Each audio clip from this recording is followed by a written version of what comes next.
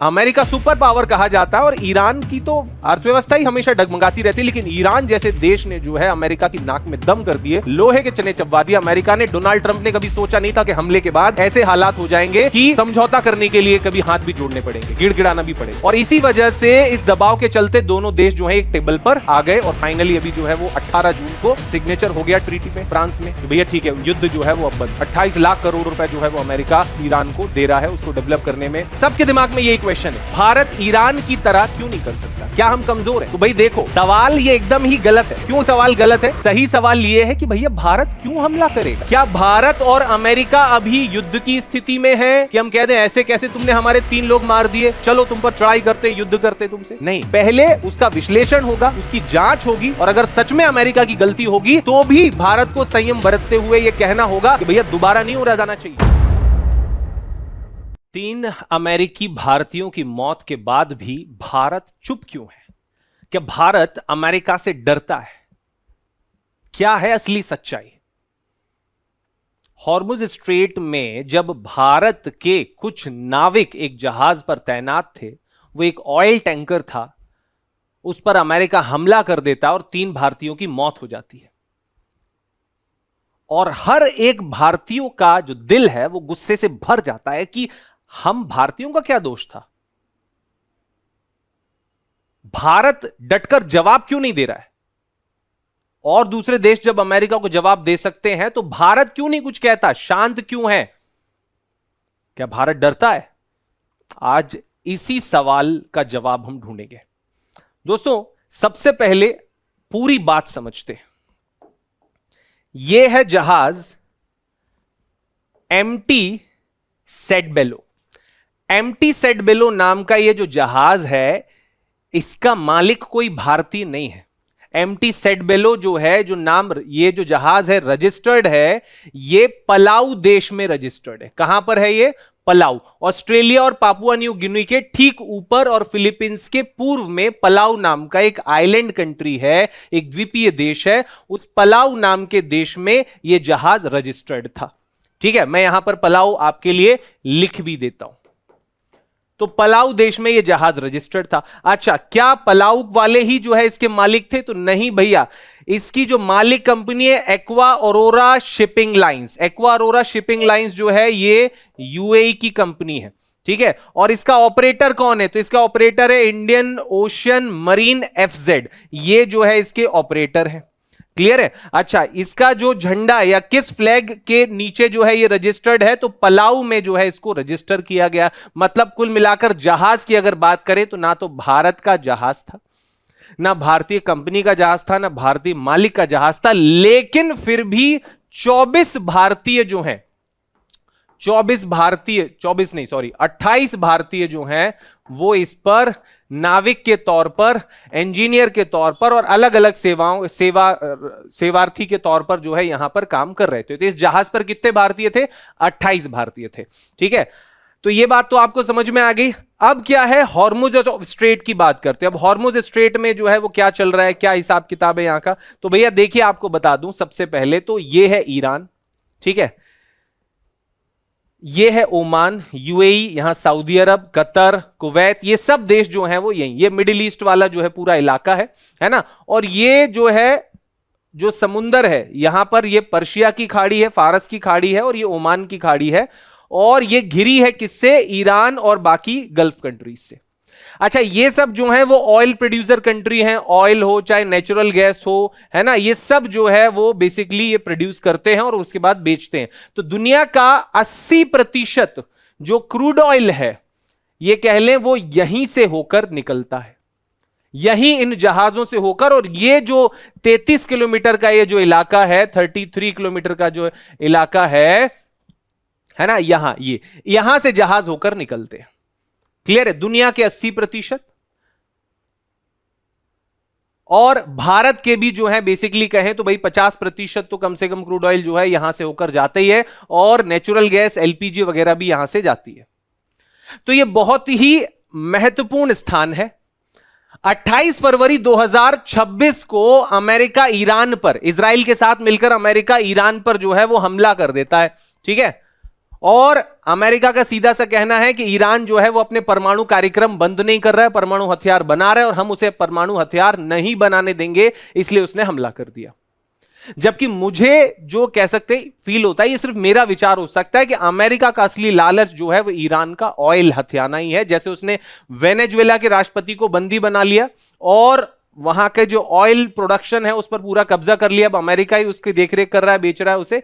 ऐसे ही जो है वो ईरान के साथ भी करना चाहता था, लेकिन नहीं कर पाया, क्योंकि बीच में आ गए ईरान के वो ड्रोन जो कि ऐसी टेक्नोलॉजी से बने हैं कि दुनिया का कोई राडार उन जो है वो ड्रोन्स को पकड़ ही नहीं पाता है। अमेरिका की 25-25 करोड़ रुपए की एक मिसाइल जो है वो एक 20 लाख रुपए के छोटे से ड्रोन को नष्ट करने के लिए लगती थी, और वो भी अगर पकड़ में आ गया तो। अदरवाइज तो अमेरिका ने हर जगह अपने बेस बना के रखे थे, यूएई में, ओमान में, सऊदी अरब में, कतर में, यूएई में, सब जगह यहां पर अपने बेस बना के रखे थे उसने। और इसलिए ये बेस बनाए थे कि कल को अमेरिका जो ईरान पर हमला करना पड़ेगा तो अमेरिका यहीं से जो है वो हमला कर सकता है। ईरान ने इन सब इलाकों को निशाना बनाया, चाहे वो यूएई, दुबई तक को नहीं बख्शा, सऊदी अरब को नहीं बख्शा, है ना, कतर को नहीं बख्शा, किसी भी देश को नहीं बख्शा उसने। जो जो अमेरिका का साथ दे रहे हैं, जिन जिन का जो है बेस, जिन जिन देशों में जो है वो अमेरिका का बेस है, सब पर हमला किया। अमेरिका तिलमिला गया। क्यों? क्योंकि अमेरिका सुपर पावर कहा जाता है और ईरान की तो अर्थव्यवस्था ही हमेशा डगमगाती रहती है, लेकिन ईरान जैसे देश ने जो है अमेरिका की नाक में दम कर दिए, लोहे के चने चबवा दिए अमेरिका ने। डोनाल्ड ट्रंप ने कभी सोचा नहीं था कि हमले के बाद ऐसे हालात हो जाएंगे कि जो है वो समझौता करने के लिए कभी हाथ भी जोड़ने पड़ेंगे, गिड़गिड़ाना भी पड़ेगा। और ऑलमोस्ट जो है वो अमेरिका ने वैसा किया। लेकिन उससे पहले क्या हुआ? उससे पहले यह हुआ कि ईरान ने जो है वो अमेरिका को रोकने के लिए, उस पर दबाव बनाने के लिए इस स्ट्रेट ऑफ हॉर्मुज पर नाकेबंदी कर दी। स्ट्रेट ऑफ हॉर्मुज पर नाकेबंदी कर दी उसने कि भैया कोई भी जहाज यहां से नहीं जाएगा। अब भैया दुनिया के भी 50% से ज्यादा जहाज जो है यहां से निकल रहे हैं, भारत का भी ज्यादातर तेल यहीं से जाता है, लिक्विड पेट्रोलियम गैस यहीं से जाती है, और इसे बंद कर दिया। नतीजा क्या हुआ? पूरी दुनिया में जो है एलपीजी महंगी हो गई, पूरी दुनिया में जो है वो क्रूड ऑयल के रेट जो है बढ़ गए। हमारे यहां पेट्रोल के दाम अभी भी बढ़े हुए हैं, है ना, 60 रुपए जो है एलपीजी के दाम बढ़ गए थे तुरंत ही, वो अभी भी जो है वो बढ़े हुए चल रहे हैं। तो ये सब जो है वो सिर्फ एक इस डिसीजन से हुआ ईरान के। अच्छा, ईरान इस पर दबाव बनाए रखा और उसके नाकेबंदी किया रखा, और साथ में अमेरिका से भी लड़ता रहा।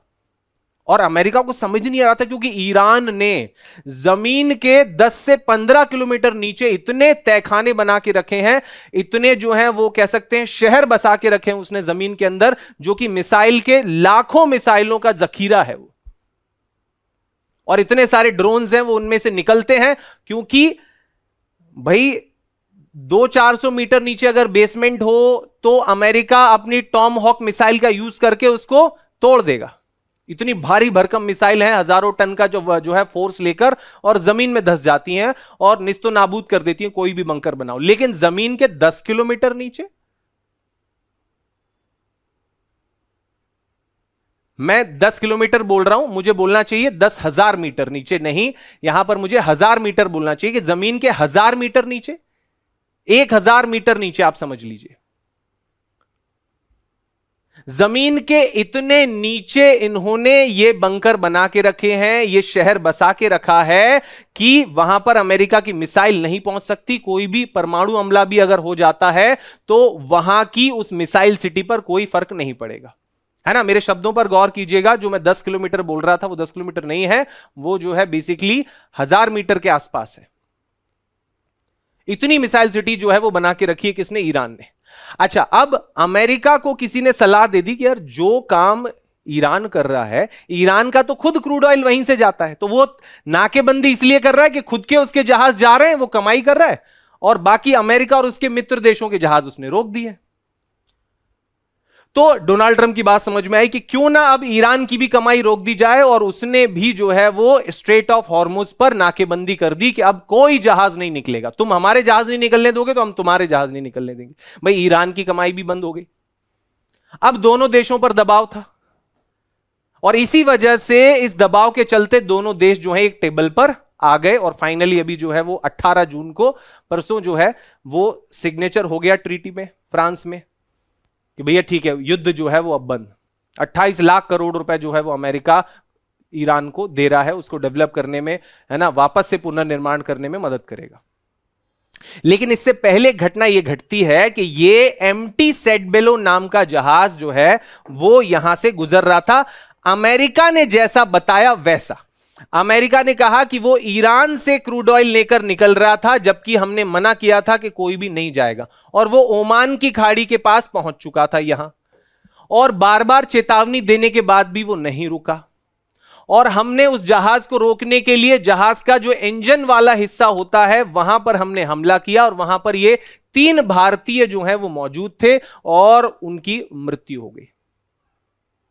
यही तो गुस्से की असली वजह है कि क्या मारना जरूरी था, क्या हमला करना जरूरी था। और इसी वजह से हर भारतीय पूछ रहा है कि जब ईरान हमला कर सकता है तो भारत क्यों नहीं मुकाबला कर सकता। भारत भी तो ईरान से कम नहीं है, भारत सरकार चुप क्यों है। मतलब कुल मिलाकर जो है वो बात वही आ जाती है कि क्या अमेरिका से डरता है भारत, क्या है असली सच। चलिए समझाता हूं आपको। दोस्तों पहली बात तो यह कि भारत जो है वो अमेरिका से डरता नहीं है, लेकिन यह भी सच है कि अमेरिका दुनिया की सैन्य ताकत है, आर्थिक ताकत है और तकनीकी शक्तियों में से एक है। उसके पास टेक्नोलॉजी भी है, अर्थ भी है, मतलब पैसा भी है, और सैन्य ताकत भी है, सैन्य टेक्नोलॉजी भी है। दूसरी बात यह कि भारत जो है वो सीधा टकराव, क्योंकि भाई देखो सिंपल है, दुश्मन जब बड़ा है तो भारत सीधे टकराव की बजाय दूसरे जो है वो रास्ते अपनाता है और राष्ट्र हितों को सर्वोपरि रखता है। कोई भी कदम उठाने से पहले उसे यह सोचना पड़ता है कि इस कदम उठाने से क्या हम अपना ही नुकसान कर बैठेंगे, क्या हम अपना ही जो है वो नुकसान कर बैठेंगे, अपने ही लोगों का नुकसान कर बैठेंगे। देखो मैं सिंपल सी बात बताता हूं यार, देखो एक जंगली भैंसा है, वो पागल हो चुका है और वो जहां तहां लोगों को गांव में घायल करता घूम रहा है, और सडनली आप मॉर्निंग वॉक कर रहे हो अपनी फैमिली के साथ और वो दौड़ा आ रहा है, तो आप अपने छोटे छोटे बच्चों को लेकर किसी घर में सुरक्षित जगह जाने की कोशिश करोगे, उसके बाद चीजों से निपटोगे, या फिर आप बच्चों को वहीं छोड़कर और सीधा उस भैंसे से भिड़ जाओगे। मैं क्या कह रहा हूं आप समझना चाह रहे हो, आप समझ सकते हो, है ना। ये अभी बहुत चर्चा में रहा था ईद के टाइम ये भैंसा। तो यहां पर भी वही बात है कि भारत भावनात्मक जो है वो फैसले नहीं ले सकता, भारत भावनाओं पर नहीं चल सकता बेसिकली। तो अब आप बोलोगे क्या, अच्छा तो इसका मतलब क्या हम डरते हैं, क्या हम उन पर निर्भर हैं। तो भाई हां, निर्भरता तो है।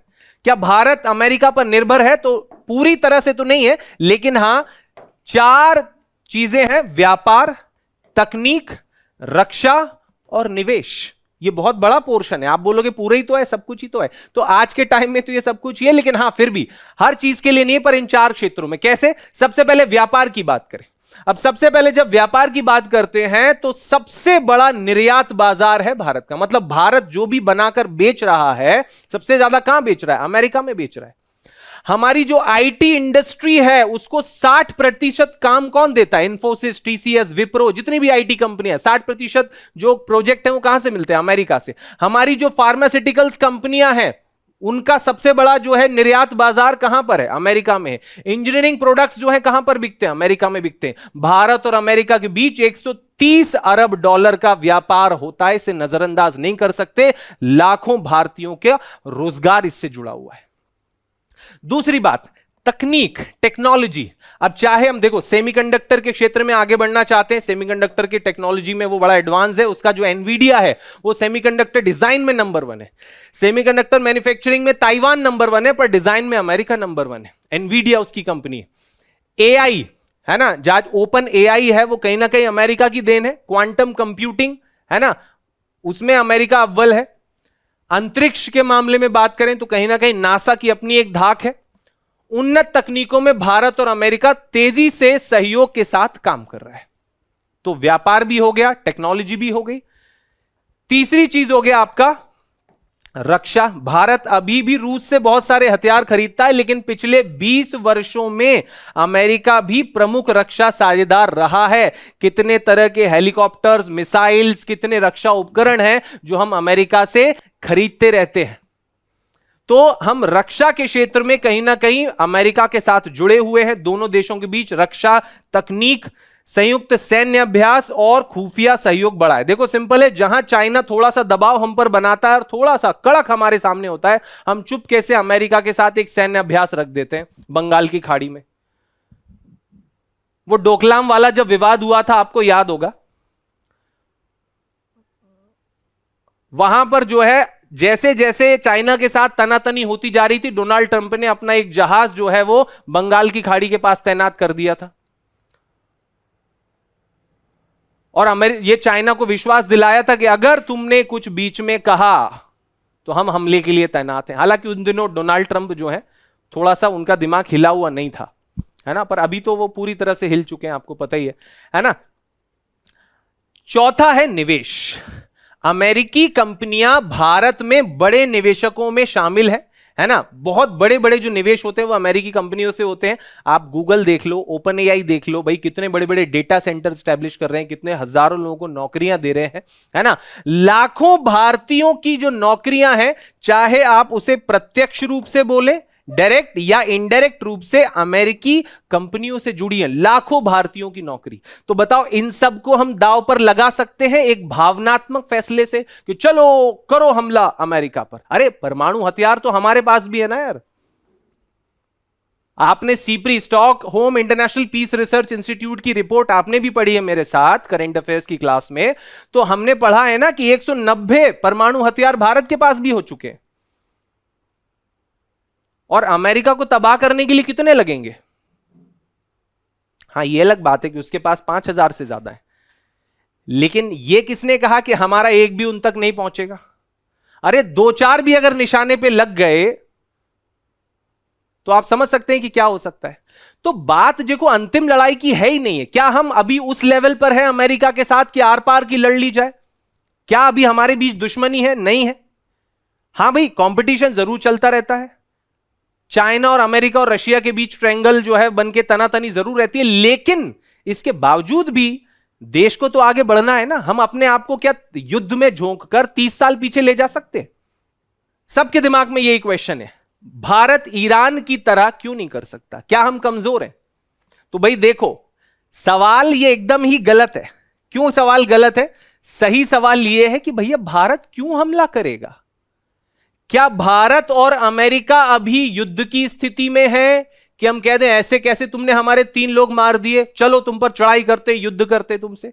नहीं, पहले उसका विश्लेषण होगा, उसकी जांच होगी, और अगर सच में अमेरिका की गलती होगी तो भी भारत को संयम बरतते हुए यह कहना होगा कि भैया दोबारा नहीं हो जाना चाहिए, क्योंकि अगर होगा तो हम दूसरे विकल्पों पर विचार करेंगे, क्योंकि सामने देखा जाता है ना कौन है। आप देखो, सिंपल सी बात है, ईरान का हिसाब किताब ऐसा है कि ईरान और अमेरिका के बीच में पहले से ही बहुत दशकों से तनातनी चली आ रही है, सैन्य टकराव हो रहा है। ये परमाणु हथियारों वाला जो उसका जो कैसे कह सकते हैं कि कारण है, ये अभी नया नहीं है, बहुत पुराना है। तो इनके बीच में युद्ध का, संघर्ष का, क्षेत्रीय राजनीति का इतिहास रहा है। भारत और अमेरिका के संबंध प्रतिस्पर्धा के साथ साथ सहयोग पर अभी आधारित है। अच्छा, किसी भी देश पर सैन्य हमला करने के परिणाम क्या होते हैं, और खास करके उस देश के साथ जिस पर इतनी निर्भरता है? आर्थिक प्रतिबंध लग जाएंगे, व्यापारिक नुकसान होगा, निवेश में गिरावट आएगी, हमारे यहां लोग पैसा नहीं लगाएंगे, वहां की कंपनियां पैसा नहीं लगाएंगी, व्यापारिक हमें नुकसान होगा, आर्थिक प्रतिबंध जो है हम पर लग जाएंगे। वैश्विक कूटनीतिक अलगाव, मतलब यह कि वो सारे देश जो अमेरिका के गुट में है, या ये कह लें कि एक वर्ल्ड सोसाइटी है, वो सारे देश जो कि अमेरिका के साथ हैं, उन सब के साथ अलगाव हो जाएगा। जबकि हम किसी के साथ अलगाव नहीं करते, हम किसी ग्रुप में भी नहीं है, हम जो है वो गुट निरपेक्ष हैं, नॉन अलाइनमेंट जो है मूवमेंट को हम फॉलो करते। और दूसरी बात, एक बड़े युद्ध का खतरा हो जाएगा, क्योंकि हम भी तो परमाणु शक्ति है ना। जब हम पर बात आएगी और अमेरिका हमसे जब नहीं सधेगा तो फिर हम ब्रह्मास्त्र निकालेंगे ना। लेकिन एक बात बताओ, क्या भगवान राम हर बात में ब्रह्मास्त्र निकाल लेते थे क्या? नहीं ना। भाई मेघनाथ ने ब्रह्मास्त्र निकाल लिया था, उसकी लंका का क्या हुआ आप समझो। जहां उसने देखा कि भैया राम जी नहीं सध रहे, सॉरी हनुमान जी जो है उससे नहीं सध रहे हैं, मेघनाथ ने ब्रह्मास्त्र निकाल लिया। हनुमान जी ने सोचा कि यार देखो ब्रह्मास्त्र का भी अपमान होगा अगर मैं इसको जो है निष्फल कर दूंगा, और दूसरी बात यह कि चलो चल के रावण से मिलके आते, और वहां उसको ज्यादा बड़ा मौका मिला और जो है हनुमान जी ने जो है पूरी लंका ही जला दी। तो बेसिकली समय और परिस्थितियों को देखकर फैसले लिए जाते हैं, भावुक होकर फैसले नहीं लिए जाते कि अरे अच्छा मुझ पर ब्रह्मास्त्र तान दिया अभी देखता हूं। तो यहां पर भी वही है, इसलिए बड़े देश जो है वो क्या करते हैं, वो कूटनीतिक उपाय सोचते हैं, बातचीत के जरिए जो है उसका क्या सोल्यूशन निकाला जा सकता है। आर्थिक उपाय, आर्थिक उपाय भाई अगर नहीं मानेगा तो भाई अमेरिका के साथ बहुत सारे कुछ ट्रेड हैं जो हमारे, भाई हम अमेरिका को बेचते हैं तो अमेरिका भी तो हमें बेचता है ना बहुत सारा कुछ। जब जिस दिन देश पर बात आएगी तो बोल देंगे नहीं मिलेगा कोई सॉफ्टवेयर। 60% सॉफ्टवेयर प्रोग्राम्स हम अमेरिका को बेचते हैं, लेकिन जिस दिन बात आएगी अगर इतनी बड़ी तो हम बोल सकते हैं कि नहीं भैया कोई सॉफ्टवेयर सर्विस नहीं मिलेगी, उनका नासा भी ठप पड़ जाएगा। कानूनी उपाय बहुत सारे, भाई अंतरराष्ट्रीय अदालतें भी हैं, बहुत सारे फोरम्स हैं, ये भी उपाय हो सकते हैं। तो जो बड़े देश हैं सीधे टकराव की वजह, भाई सीधी सी बात है कि जो छोटी लड़ाइयां होती हैं उसमें घर के बड़े जो है बेसिकली उस लेवल पर जाकर युद्ध नहीं करते। अब मैं ये नहीं बोलूंगा कि हमारे 3 भारतीय जो जिनकी मृत्यु हुई है वो कोई छोटी बात है, ये बहुत बड़ी बात है, लेकिन फिर भी इस घटना को हमें समझदारी से सुलझाना होगा। हम इस घटना में आवेश में आकर हमला कर कर हम अपने ही बाकी भारतीयों के जीवन को, उनके भविष्य को खतरे में नहीं डाल सकते। राष्ट्रहित हमारे लिए सर्वोपरि है। क्या भारत सरकार अमेरिका से डरती है? तो बिल्कुल ऐसा नहीं है, भारत सरकार अमेरिका से नहीं डरती है। इसका क्या प्रूफ है? तो इसका प्रूफ यह है कि डोनाल्ड ट्रंप ने कहा था S-400 मत खरीदो रशिया से, नहीं तो अंजाम अच्छा नहीं होगा। भारत ने S-400 खरीद लिया, एक एक नहीं 2-2 बार, 2 सौदे हो चुके हैं S-400 के। अमेरिका, यही डोनाल्ड ट्रंप हैं, इन्होंने कहा था क्रूड ऑयल मत खरीदो रशिया से, नहीं तो अंजाम बहुत बुरा होगा। भारत ने रशिया से क्रूड ऑयल भी खरीदा। कई अंतरराष्ट्रीय मुद्दे ऐसे रहे हैं जिन पर हमने अमेरिका के खिलाफ जाकर वोटिंग की है। भारत की नीति जो है वो स्ट्रेटेजिक ऑटोनॉमी की है, वो रणनीतिक स्वायत्तता चाहता है, अपने सहूलियत के हिसाब से फैसले लेता है, ना कि किसी के दबाव में आकर। जो देश हित और राष्ट्र के लिए सर्वोपरि है वो फैसला लेगा। लोगों को ऐसा क्यों लगता है कि सरकार डरती है? तो भाई देखो सिंपल सी बात है, अगर भारतीय मारे गए हैं तो सरकार अमेरिका को कड़ा जवाब क्यों नहीं देती? ये एक भावनात्मक प्रतिक्रिया है, क्योंकि हम लोग अपनों से जुड़े हैं यार, हम भारतीय हैं। और जैसे ही हमने सुना कि भाई भारतीय जो हैं उनके साथ ये घटना घटी है तो अमेरिका के खिलाफ गुस्सा होना लाजमी है। लेकिन क्या हम जो प्रतिक्रिया देने के बारे में भावनात्मक तरीके से सोच रहे हैं, क्या हमारा देश उसे अफोर्ड कर पाएगा?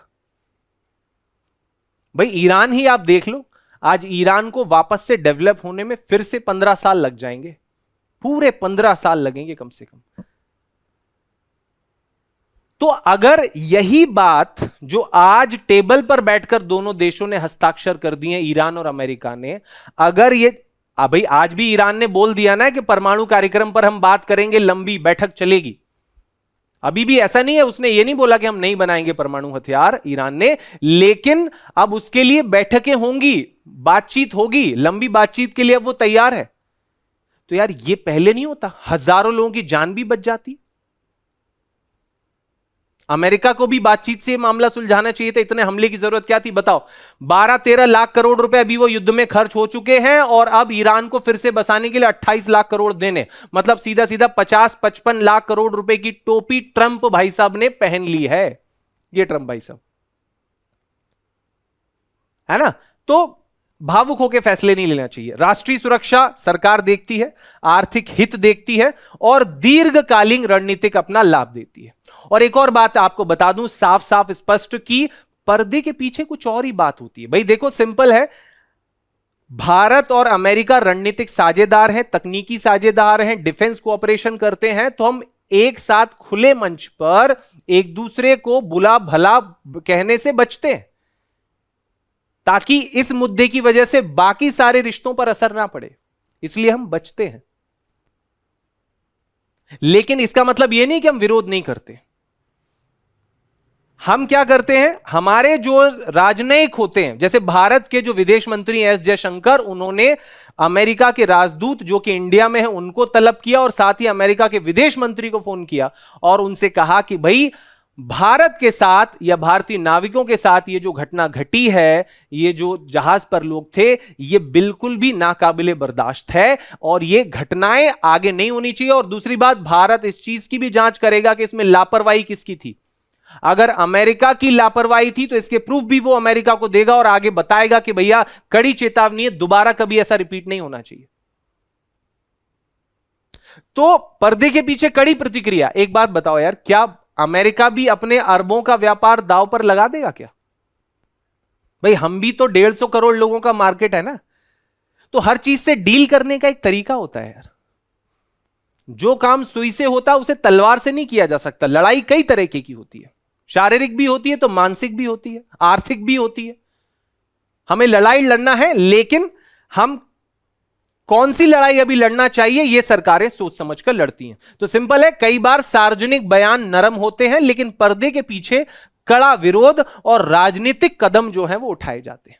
यह पर्दे के पीछे की बात होती है, इसलिए ताकि कम से कम पड़ोसी चाइना को यह ना लगे कि अच्छा अब तो अमेरिका और इंडिया का झगड़ा हो गया, और वो उस माहौल का फायदा ना उठाए, अमेरिका के साथ अपनी बात ना बनाए। बात समझ रहे हैं भाई? आपने भी सुना होगा ना, कई सारे लोगों को बोलते हुए, बड़े बुजुर्गों को लेके कि यार तुम अगर मित्र हो, भाई हो, दोस्त हो, कुछ भी हो, अगर कुछ मनमुटाव है भी तो घर में बैठ के सुलझाओ, सड़क पर लड़ाई नहीं लड़ने का। तो यहां पर वही बात हो रही है कि भाई हम अंतरराष्ट्रीय सोसाइटी के सामने सड़क पर नहीं लड़ सकते, हम अपनी इमेज खराब नहीं कर सकते, हमारे बहुत गहरे रणनीतिक संबंध हैं और सीधी सीधी बात है, राष्ट्रहित इससे जुड़ा हुआ है। तो इसीलिए जो प्रतिक्रिया लोग भावनाओं में सोच रहे हैं वैसी प्रतिक्रिया ना लेके देश ने जो है पर्दे के पीछे रहते हुए अपना सख्त विरोध जो है इसमें जताया है। लेकिन अगर दोबारा ऐसी प्रतिक्रिया होती है तो भारत उसमें भी सक्षम है। मैंने आपको बता दिया, भारत के पास भी परमाणु हथियार हैं, हर तरह के हथियार हैं भारत के पास। ईरान 3 महीने टिका है तो हम भी आराम से 1 साल टिक सकते हैं, कोई बड़ी बात नहीं है। लेकिन क्या हम भारत को इतने वर्ष पीछे ले जाना चाहेंगे? तो कुल मिलाकर बात यह निकल कर आती है कि भारत पूरी तरह से निर्भर नहीं है, लेकिन फिर भी व्यापार, तकनीक और निवेश में निर्भरता तो है। क्या भारत डरता है? तो बिल्कुल नहीं, ऐसा बिल्कुल कहना सही नहीं है, क्योंकि भारत ने कई मुद्दों पर जो है अमेरिका के खिलाफ जाकर भी बात की है, अमेरिका के खिलाफ जाकर भी काम किया है। और इन्हीं डोनाल्ड ट्रंप के रहते, डोनाल्ड ट्रंप नहीं रहेगा पर भारत अमेरिका रहेंगे। डोनाल्ड ट्रंप आज चला जाएगा, राष्ट्रपति जो है वो कल वो नहीं रहेगा, कोई और जो है राष्ट्रपति बन जाएगा, लेकिन भारत और अमेरिका के संबंध एक दूसरे के लिए जरूरी है ना। हम डोनाल्ड ट्रंप का जो गुस्सा है या इस समय जो उनके जो कह सकते हैं बेदिमाग वाले जो डिसीजंस हैं उसकी सजा अपने देश के लोगों को नहीं दे सकते, क्योंकि उनको लगता ही कितना है बोलने में। वो रात में बोलते हैं हम ईरान से समझौता कर रहे हैं, अगले दिन वो हमला कर देते है कि नहीं। तो अगर उसको यही बोलना है कि चलो भारत की तरफ जो है वो रास्ता मोड़ दो जहाजों का, और मैं बोलता हूं डरते नहीं है, जवाब हम भी दे लेंगे, लेकिन एक बात बताओ कितने साल पीछे हो जाएंगे इस चीज से? तो अभी उस चीज की जरूरत फिलहाल नहीं है इस तरह से रिएक्ट करने की। भारत की नीति क्या है? राष्ट्रहित सबसे पहले है, ना कि भावनात्मक प्रक्रिया। सीधा सैन्य टकराव के बजाय भारत कूटनीतिक, आर्थिक दबाव और अंतरराष्ट्रीय मंचों का उपयोग करना पसंद करता है। तो दोस्तों उम्मीद है कि मेरा ये जो इस जो है वो खबर पर या इस मुद्दे पर जो ये विश्लेषण है उसने जरूरी नहीं है कि देखो सब उस बात पर एग्री करें, लेकिन मैंने ये दोनों तरफ से पक्ष रखने की जो है वो आपको समझाने की कोशिश की है कि भारत हमला करने में भी सक्षम है, भारत डरता भी नहीं है, लेकिन भारत कुछ बोल क्यों नहीं रहा है, और अगर भारत ने बोला है तो कहां जाकर बोला और क्या प्रतिक्रिया दी और क्या घटना घटी, मैंने सब कुछ आपको समझाया है। और इस पे आपके क्या विचार है मुझे कमेंट सेक्शन में लिखकर जरूर बताइएगा। और अगर ये वीडियो की इंफॉर्मेशन आपको अच्छी लगी हो तो मुझे कमेंट सेक्शन में बताइए कि अब अगला जो आप वीडियो चाहते हैं वो किस टॉपिक पर चाहते हैं। है ना, क्योंकि ये टॉपिक भी जो है वो आपके कमेंट्स में ही लिखकर आया है ना। मेरे एक बहुत अच्छे प्यारे स्टूडेंट ने जो है लिखकर मुझसे कहा था कि सर ये जो है इस मुद्दे पर आप वीडियो बनाइए, और हमें जो है लगता है कि भारत की प्रतिक्रिया जो है वो बहुत कड़ी होनी चाहिए, हमें लगता है कि भारत जो है वो अमेरिका से डरता है ना। तो मैंने ये पूरा जो है वो आपको समझाने की कोशिश की है। तो दोस्तों मिलते हैं नेक्स्ट वीडियो में, कमेंट में मुझे बताइएगा ये वीडियो आपको कैसा लगा और आपके विचार क्या हैं, है ना। मिलते हैं किसी अगले वीडियो में। थैंक यू एवरीवन, जय हिंद, जय भारत।